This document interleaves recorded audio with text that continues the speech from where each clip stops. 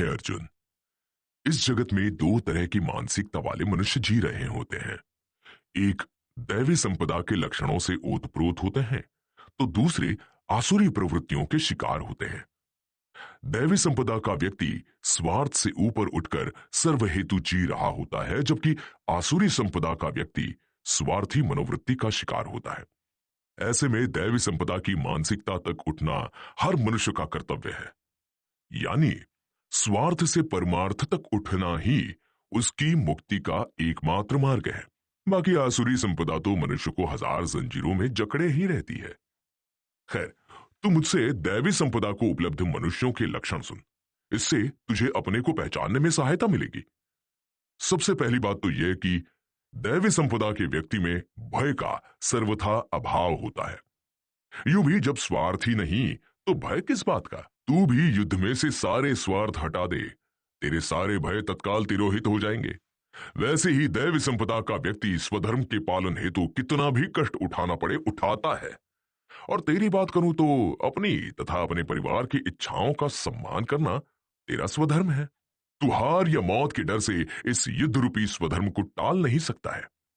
बाकी तो कर्तापन का अभाव, चित्त में चंचलता का अभाव, कर्मों में फल की कामना का अभाव, व्यर्थ की चेष्टाओं का अभाव, ये सब दैवी संपदा को उपलब्ध व्यक्ति के स्वाभाविक गुण होते हैं। साथ ही किसी से भी किसी कीमत पर शत्रुभाव न जागना, ये दैवी संपदा को उपलब्ध व्यक्ति की सबसे बड़ी विशेषता होती है।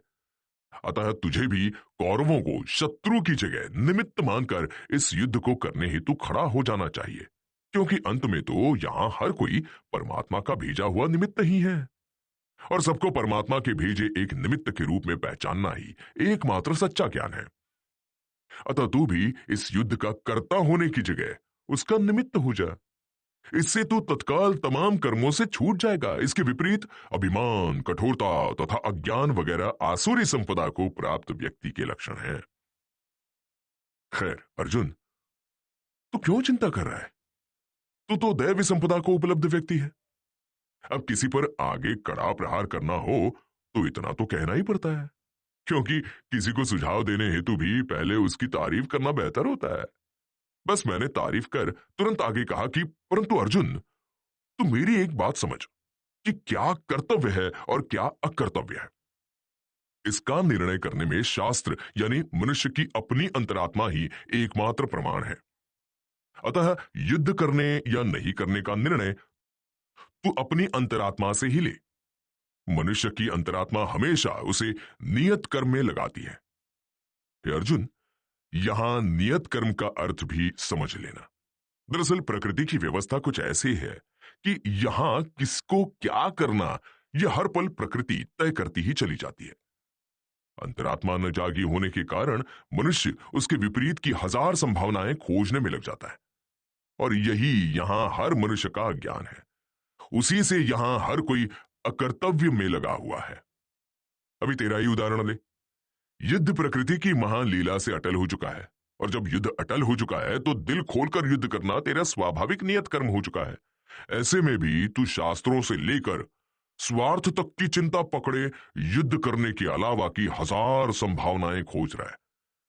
परंतु मेरा विश्वास कर, अपनी अंतरात्मा में झांक, तेरे पास इस समय युद्ध करने के अलावा अन्य कोई संभावना मौजूद ही नहीं है। यह कुदरत की ओर से इस समय तेरे लिए तय किया गया नियत कर्म है। इसमें किसी भी प्रकार के संशय की गुंजाइश ही कहां है। परंतु अज्ञानतावश मनुष्य निर्णय स्वयं करने की जिद पकड़ता है, और उसी कारण वो सामने आए कर्तव्य कर्मों से भी विमुख हो जाता है। अर्जुन, सबसे बड़ी बात यह है कि आसुरी स्वभाव वाला मनुष्य अपने स्वयं की प्रवृत्ति तथा निवृत्तियों को भी नहीं जानता है। वो ये तक नहीं समझता है कि इस जगत में बाह्य परिस्थितियां ही नहीं, उसके स्वयं के मन में उजागर हो रही प्रवृत्तियां तथा निवृत्तियां भी कुदरत के अधीन है। इसलिए मनुष्य को चाहिए कि वो अपने भीतर उठ रही प्रवृत्तियों के साथ बह जाए, उसमें भी उन प्रवृत्तियों को दबाने का चुनाव न करे। उसे यह समझना चाहिए कि उसके भीतर उठ रही कोई भी प्रवृत्ति कभी स्थायी नहीं होती है। अपने समय पर हर प्रवृत्ति एक दिन निवृत्त हो ही जाती है, परंतु जब जो प्रवृत्ति भीतर उठी है, मनुष्य को चाहिए कि उस वक्त वो उस प्रवृत्ति के प्रति ईमानदारी बरते, अपने भीतर चल रही वास्तविक प्रवृत्ति को पूर्णता से बाहर उजागर करे। ये जो बाहर भीतर की शुद्धि है, यही दैवी संपदा को प्राप्त हुए मनुष्य का प्रमुख लक्षण है। यही उसका सत्य भाषण भी है तथा यही उसका श्रेष्ठ आचरण भी है। और तेरी भीतरी प्रवृत्ति भी पूरी तरह से स्पष्ट है। उसमें राज्य पाने की लालसा भी छिपी हुई है तथा कौरवों के ढाए जुल्मों का बदला लेने की चाह भी छिपी हुई है। ऐसे में असत्य भाषण करके क्या फायदा? तू अपनी वास्तविक प्रवृत्ति के साथ बह जा। एक दिन तेरी ये प्रवृत्ति भी निवृत्त हो जाएगी, तेरी राज्य की चाह भी चली जाएगी और तेरे भीतर कौरवों के प्रति उभरा शत्रुता का भाव भी तिरोहित हो जाएगा। और उस दिन के बाद तू अपने को कभी किसी युद्ध के मैदान में भी नहीं पाएगा। परंतु आज तेरे लिए बेहतर है कि तू तेरी आज की प्रवृत्ति का साथ दे। मनुष्य अपनी प्रवृत्तियों के साथ बहे बगैर कुदरत से एकात्म कभी नहीं बना सकता है, और कोई मनुष्य कुदरत से एकात्म बनाए बगैर कभी भी दैवी संपदा को प्राप्त नहीं हो सकता है, तथा बिना दैवी संपदा को प्राप्त हुए उसकी मुक्ति नहीं होती है। अर्जुन, इन आसुरी प्रवृत्ति वाले मनुष्यों की सबसे बड़ी विशेषता ये होती है कि वे इस जगत को आश्रय रहित, असत्य तथा बिना ईश्वर के अपने आप केवल काम के कारण अस्तित्व में आया मानते हैं। और अक्सर ऐसे लोग ही ईश्वर में ज्यादा रुचि रखने वाले दिखाई देते हैं।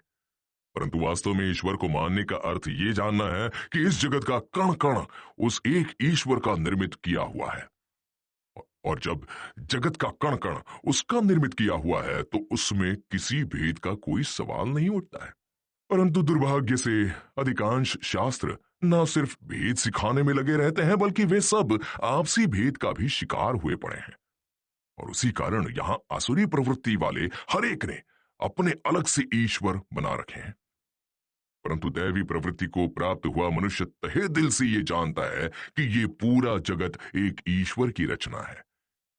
ईश्वर की रचना में न कोई दाग हो सकता है और न कुछ श्रेष्ठ और तुच्छ हो सकता है। ऐसे में कोई कैसे इस युद्ध को तुच्छ कहकर ठुकरा सकता है?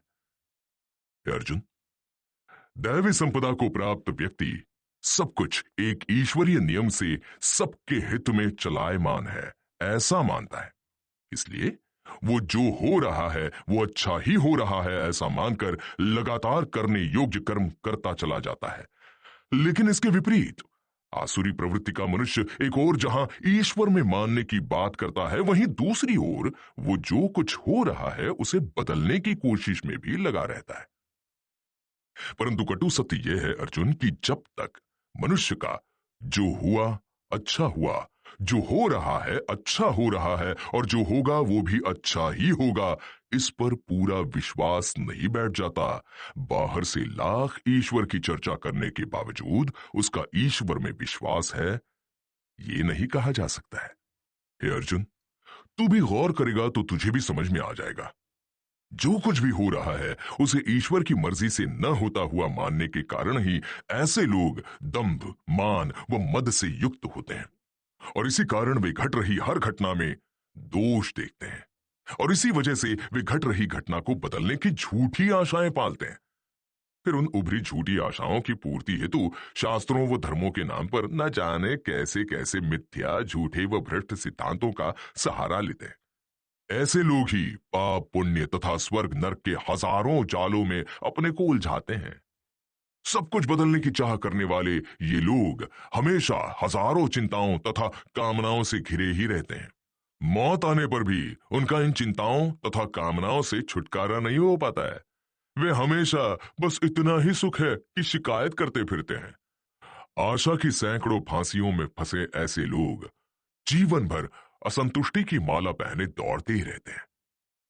वे यही सोचा करते हैं कि आज ये पा लिया, अब कल वो पाना है। आज इस शत्रु को पछाड़ दिया, कल उसे पछाड़ना है। वे लोग ही फिर अहंकार पालते हैं कि मैं वो यज्ञ करूंगा, इतना दान करूंगा, ऐसा पुण्य कमाऊंगा। ऐसे आसुरी प्रवृत्ति के लोग जीते जी तो नरक की मनोदशा में रहते ही हैं, लेकिन उनका दुर्भाग्य ये है कि मृत्यु के पश्चात भी वे लोग नारकीय मनस्थिति को ही भोगते हैं। ऐसे सभी व्यक्तियों को तू सबके हृदय में स्थित मुझ ईश्वर से द्वेष करने वाला ही जान। ये तय जान अर्जुन कि ऐसी मनोदशा वाले व्यक्तियों को मैं बार बार आसुरी योनियों में ही जन्म देता हूं।